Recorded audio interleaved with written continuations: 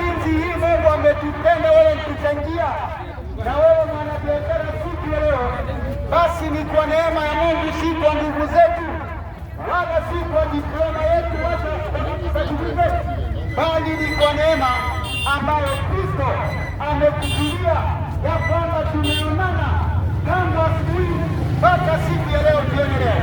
Kwa hivyo nawakaribisha wakuchangia kwa jina la Yesu Kristo, Yesu wa Nazareti. Kwa hivyo wacha tukaweze kusoma neno ambalo liko katika Wakorintho wa kwanza 6, Wakorintho wa kwanza 6 mstari ni wa 9 kuendelea. Basi neno linasema au hamjui ya kuwa wadhalimu hawataurithi ufalme wa Mungu? Msidanganyike, washerati hawataurithi ufalme wa Mungu, wala waabudu sanamu, wala wazinzi, wala wafiraji, wala walawiti, wala wevi, wala watamanio, wala walevi, wala watukanaji, wala wanyang'anyi. Na baadhi yenu mlikuwa na watu wa namna hii. Baba, tunajua siku ya leo ya kwamba siku ya leo mtetezi, Mungu mwenye nguvu, neno lako linalokinana na wapita njia, ndio hiyo siku Mungu ya kwamba watakapofika kwa ule mlango, Baba unasema utawahukumu kwa haki, ya kwamba hautadanganyia mtu yoyote. Basi nami ninainua neno lako kati ya barabara, katika jina la Yesu tunaomba hata na kuamini, amen. Basi neno linasema katika 1 Corinthians chapter 6 verse 9, neno linaongelea kuhusu wale watakaorithi ufalme wa Mungu, ama wale watakaoingia kwa ufalme wa Mungu. Sasa sijui siku ya leo wewe mpita njia kama utaingia katika ufalme wa Mungu ama utaingia. Basi neno leo linasema in 1 Corinthians chapter 6 verse 9 and 10, inaongelea kuhusu wale watakaoingia katika ufalme wa Mungu, na neno limeanza kusema ya kwamba verse 9 ya kwamba au hamjui ya kuwa wadhalimu hawataurithi ufalme wa Mungu, washerati hawataurithi ufalme wa Mungu. Neno linasema msidanganyike, washerati hawataurithi ufalme wa Mungu ambao ni wa Yesu Kristo. Kwa hivyo washerati ni wakina nani? Siku ya leo angalia wewe mpita njia kama utaingia katika ufalme wa Mungu, maana neno linatuambia washerati hawataingia katika ufalme wa Mungu. Ni kwa sababu Mungu wetu ni mtakatifu, Mungu wetu ni msafi, Mungu wetu anataka tukakae watakatifu. Kwa hivyo angalia wewe mzee, kijana, kama wewe ni msherati, basi neno linasema hautaurithi ufalme wa Mungu. Mzee, labda uko na wamama wanne, siku ya leo Mungu alikuumbia mmoja, hakuumba Eve wawili, aliumba Adamu mmoja, lakini wewe umepata kitu kimoja, umeongeza mwingine.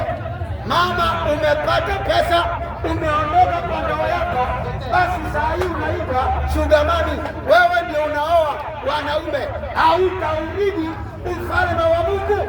Ni kwa sababu Mungu wetu hakukuumba wewe mwanamke uoe mwanamke mwenzako ama uoe mwanaume, na saa hii umepata 100,000 unajiita sugar mami wa Ruiru, basi ufalme wa Mungu hautauona. Siku ya leo neno linazungumzia kuhusu wale ambao wataurithi ufalme wa Mungu. Kwa hivyo washerati, wewe ambaye unapita njiani, sijui kama wewe ni msherati, lakini neno linasema washerati hawataurithi ufalme wa Mungu. Washerati ni wale ambao wanatembea wakiwa na tamaa ndani ya nyoyo zao, ni kutamani wake za wenyewe, ni kutamani biashara ya wenyewe. Wewe ni msherati, kwa hivyo hautaurithi ufalme wa Mungu. Neno linazungumzia wale wataurithi ufalme wa Mungu.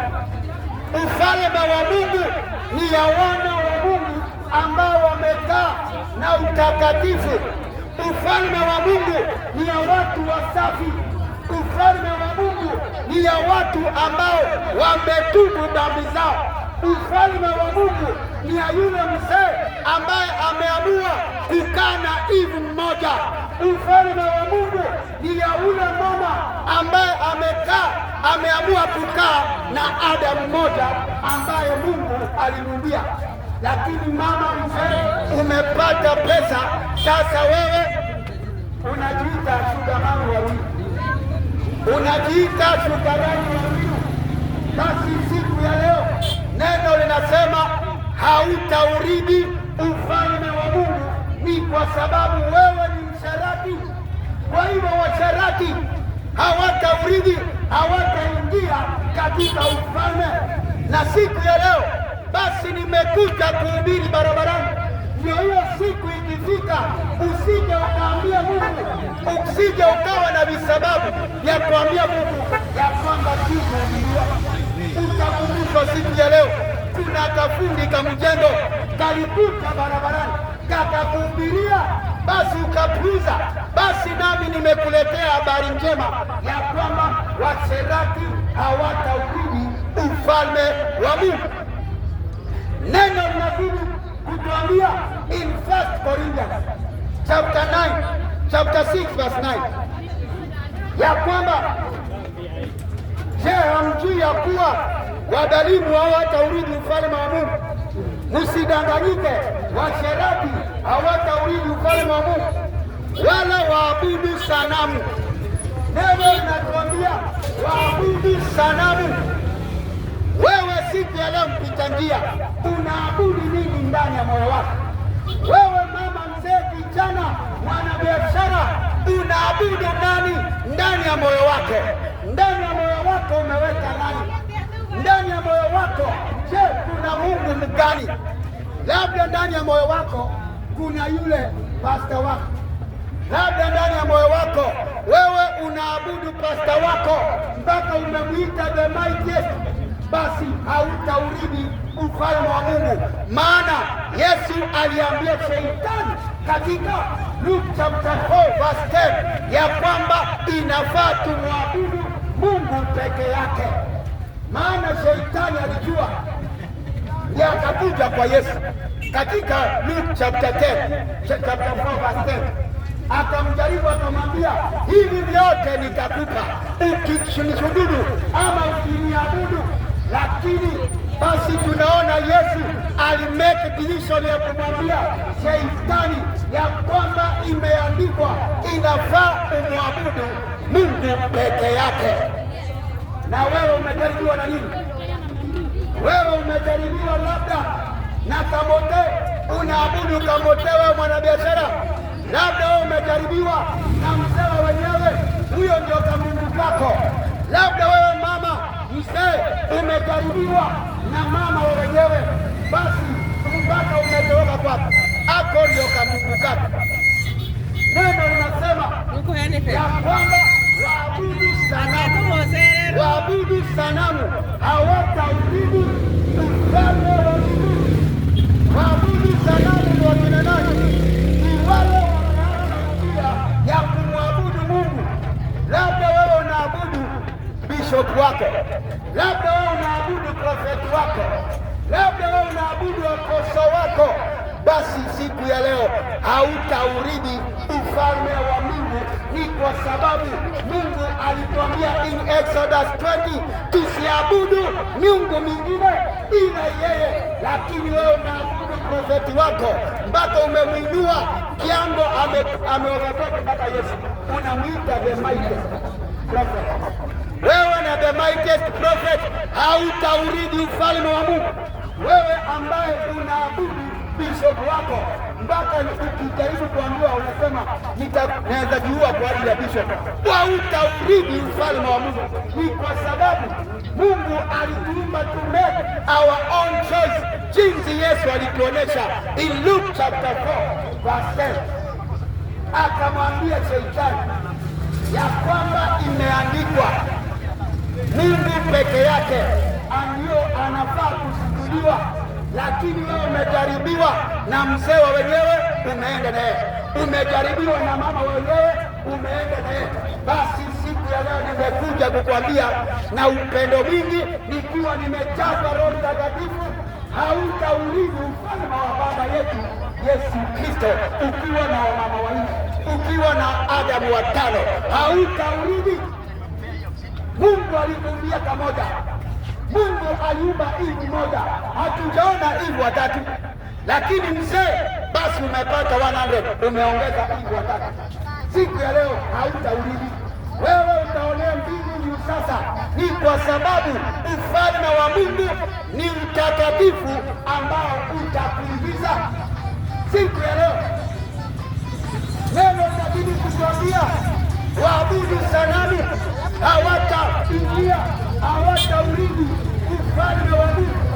Kwa hivyo wewe ambaye unaabudu labda Kamote, unaabudu labda Chumi, unaabudu apostle wako, unaabudu profeti wako, unaabudu archbishop wako, wewe na archbishop, you are dead man walking, and then you will not enter in the kingdom of Jesus Christ. Kwa hivyo siku ya leo mimi nimekuletea habari njema. Labda umezoea kuambiwa everything's double, ya kwamba utapokea biashara, lakini nakwambia ya kwamba wewe ambaye unaabudu miungu mingine, basi mbinguni utaionea basi busara, maana hautaurithi. Siku ya leo neno linazidi kutuambia katika 1 Corinthians chapter 6 verse 9 kuendelea, washerati hawataurithi ufalme wa Mungu, wala waabudu sanamu, wala wazinzi. Wazinzi ni wakutamani wanawake ovyo, wazinzi ni wakutamani wanaume wenyewe ovyo. Wewe ndani yako kumejaa tamaa, unatamani biashara wenyewe ovyo. Tamaa imejaa ndani yako, yaani ukitembea unatamani tu, unatamani kusikati za wenyewe, unatamani tu logi za wenyewe, unatamani tu wamama wazee wenyewe. Basi wewe ni mzinzi, hautaurithi ufalme wa Mungu. Basi neno linatuambia in James Yakobo 1:15 ya kwamba hiyo tamaa ikikomaa utazaa dhambi, na hiyo dhambi basi ikiiva inazaa mauti. Kwa hivyo tamaa yako iko na mimba, iko karibu kuzaa. Sasa hiyo tamaa yako, je, itazaa uzima ama itazaa mauti? Tamaa ambayo iko ndani ya moyo wako. Ni kwa sababu Yakobo anasema katika Yakobo 1:14-15 ya kwamba hiyo tamaa iliyo ndani ya moyo wako ikisha kukomaa itazaa mauti. Kwa hivyo hiyo tamaa yako iko na mimba, itazaa nini? Itazaa mauti ama itazaa uzima? Kwa hivyo ni wewe mwenyewe kujichunguza kama tamaa yako inakuelekeza jehanamu ama inakuelekeza kwa uzima. Ni kwa sababu ikisha kukomaa, basi hiyo tamaa ikisha kukomaa itazaa mauti. Na ndio maana nimekuja kwa barabara kukuambia tamaa iliyo ndani ya moyo wako itazaa nini. Wewe kijana ambaye unatamani fika za wenyewe, wewe mzee ambaye tamaa yako inakuelekeza kwa figa, unaachana na mke wako, basi itazaa mauti. Wewe mama, tamaa yako ambaye inakuelekeza kwa Adamu watatu, uko na Adamu wa kulipa nyumba, uko na Adamu wa kushuka, uko na Adamu wa kuzaa watoto, uko na Adamu wa shopping, itazaa mauti na mwishowe utaenda jehanamu usipotoka. Kwa hivyo tamaa yako ndiyo itakuokoa, tamaa ambayo iko ndani ya moyo wako. Wewe zidi kutamani vitu za wenyewe, wewe zidi kutamani mambo ya wenyewe ama vitu za jirani, zidi kutamani biashara ya wenyewe. Basi hiyo tamaa ikishakukomaa, ikishashika mimba, basi itazaa mauti. Neno linazidi kutuambia, tuko katika 1 Corinthians chapter 6 verse 9. Ninaongelea wale ambao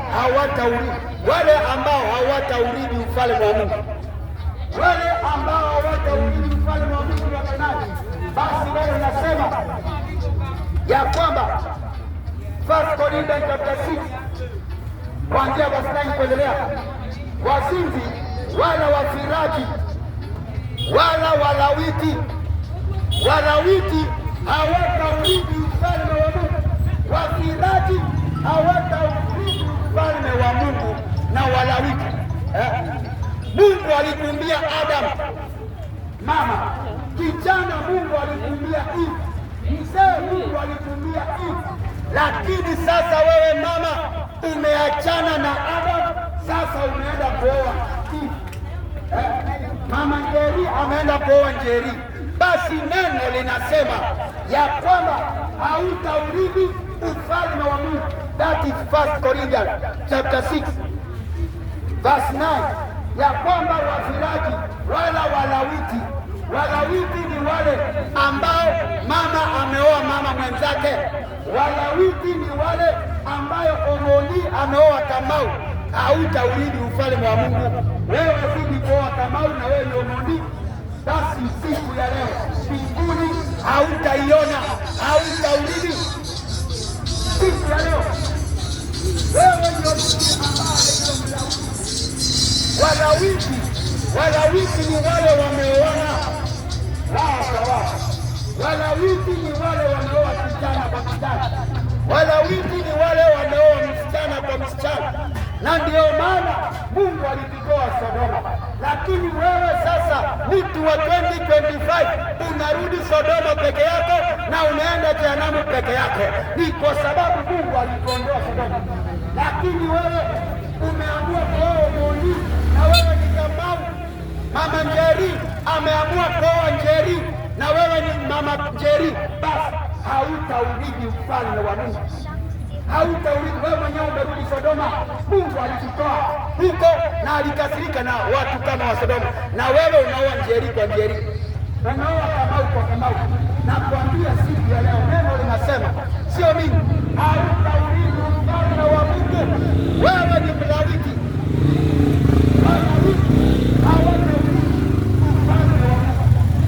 Basi verse 10 inasema wala waizi hawataurithi ufalme wa Mungu. Waizi ni wakina nani? Waizi ni wengi. Kuna aina mingi ya waizi. Kuna waizi wa pesa, kuna waizi wa ng'ombe, kuna waizi ambao ni aina mingi. Basi siku ya leo kama wewe ni mwizi, hautaurithi ufalme wa Mungu.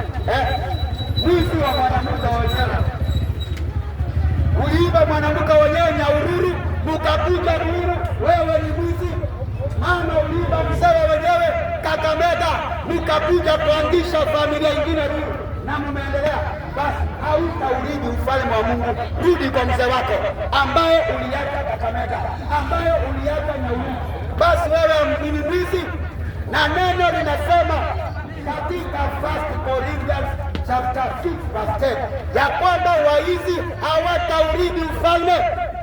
Basi waizi ni wakina nani? Waizi ni wale ambao umechukua mzee wenyewe kutoka Nyandarua ukakuja Ruiru.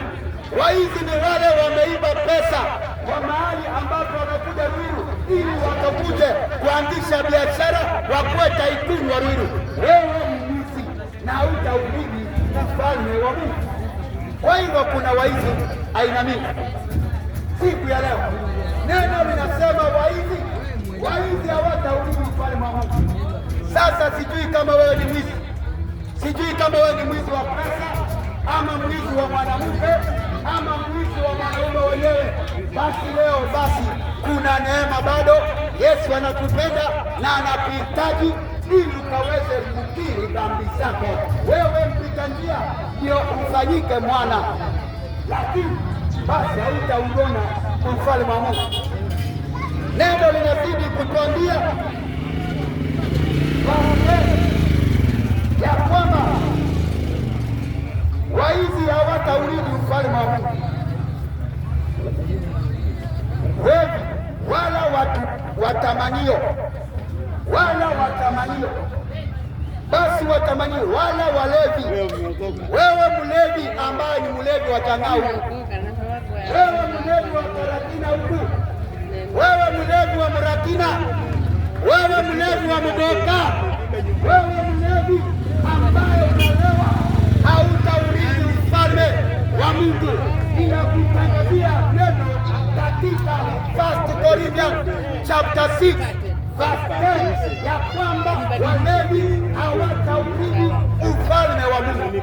Na wewe umelewa na muratina, wewe ambao umelewa na changaa, wewe ambaye ni mlevi ambaye miandarati, madawa ya kulevya, basi ufalme wa Mungu sahau. Usipotubu basi sahau na ufalme, maana walevi hawataurithi ufalme wa Mungu. Siku ya leo wewe ni mlevi wa nini? Kuna walevi wa bangi, kuna walevi wa sigara, kuna walevi wa modoka, kuna walevi wa mbake. Wewe ni mlevi, basi siku ya leo mbinguni utaionea kwa umbali ya kwamba huyu pasta alikuwa na ubiri barabarani. Siku ya leo nakwambia, tubu siku ya leo, anza kutubu, lakini hautaurithi ufalme wa Mungu. Wewe mlevi, neno linazidi kutuambia 1 Corinthians chapter 6 verse 10 ya kwamba wale walevi, wala watukanaji ni wakina nani? Watukanaji kila wakati ndani ya mdomo wako, kazi yako ni kutukana watu. Hata unatukana tu watu kwa moyo wako ili mjinga enonengu yeno, basi wewe ni unaita mwingine ngui, basi kuwa hiyo ngui, basi siku moja hautaingia. Wewe ambao unaita wengine kusi, basi siku ya leo nakwambia watukanaji hawataingia katika ufalme wa Mungu. Hiyo ndio neno nasema 1 Corinthians chapter 6 verse 10. Watukanaji, sijui umetukana nani tangu uzaliwe. Tangu uzaliwe uliita nani mjinga? Tangu uzaliwe uliita nani pumbavu? Tangu uzaliwe uliita nani wewe? Ulitukana nani? Basi siku ya leo watukanaji, neno limesema mzuri katika 1 Corinthians chapter 6, hawataurithi ufalme wa Mungu. Watukanaji, basi neno nasema ya kwamba wala wanyang'anyi, watukanaji na wanyang'anyi hawataurithi ufalme wa Mungu. Kama ulinyang'anya mtu pesa, kama ulinyang'anya mtu mwanamke, hautaurithi ufalme. Wewe ni mnyang'anyi na wewe ni mwizi. Basi neno inaendelea kusema ya kwamba na baadhi yenu mlikuwa na namna hiyo, lakini sasa nimefanyika mwana wa Mungu. Sasa mimi sijui kama wewe umefanyika mwana wa Mungu. Kwa hivyo vitu zote ambazo Paulo anatuambia in 1 Corinthians chapter 6 kuanzia verse 9, ametuambia makosa yote ambayo wale ambao wataurithi ufalme wa Mungu. Sasa wewe sijui ndani ya moyo wako, ndani ya maisha yako, je, utaurithi ufalme wa Mungu ama hapana? Basi siku ya leo mimi nimekuletea tu habari njema ya kwamba kama wewe ni mtukanaji, ya kwamba kama wewe ni mlevi, ya kwamba kama wewe ni mwizi wa wanawake, mwizi wa pesa, hautaurithi ufalme wa Mungu. Basi kama wewe unachukia watu ovyo ovyo, unaamka tu unachukia mtu hata kama hajakukosea, hautaurithi ufalme wa Mungu. Wewe ni muuaji, baba yako ni Shetani. Hivyo ndio Biblia inasema 1 Corinthians chapter 3 wachukie. Anayechukia mwenzake ni muuaji. Kwa hivyo baba wa muuaji ni nani? Ni Shetani. Wewe ambao unachukia watu ovyo ovyo, basi wewe baba yako ni Shetani, maana baba yetu ni wa upendo. Anasema tupende Mungu na nguvu zetu zote na tupende jirani zetu vile ambavyo tunajipenda. Lakini wewe unachukia jirani yako, wewe baba yako ni muuaji, baba yako si Mungu wa upendo. Basi siku ya leo badilika, njoo kwa baba wa upendo asiweze kuweka roho ya upendo ndani yako, ili ukapende watu, ukaamuke ukiwa na upendo, sio kuamkana kila wakati umenuna, umenunia Wakamba, umenunia Mluya. Wewe ni Shetani hapo ndani yako. Basi siku ya leo tumaliza labda nikitangia uko mahali hapa, labda wewe kati ya hiyo maneno basi mimi naweza kuelekeza jinsi utakapompokea. Mimi nimeweza kuhubiri. Baba, katika jina la Yesu Kristo, ninakuinua kwa watu wapita njia, kwa wanabiashara, kwa watoto, kwa vijana. Baba, siku ya leo ambayo Mungu tumeonana jioni leo, Baba, tunaomba Baba, wanapoenda kulala, Yesu Kristo, ninawafunika na damu ya Yesu. Wanabiashara wote, wazee kwa wamama, ninawafunika kila ndoto zote za kimapepo. Yesu, nazitetea kwa jina la Yesu Kristo. In the mighty name of Jesus we pray and believe. Kama unapenda Yesu sema amen.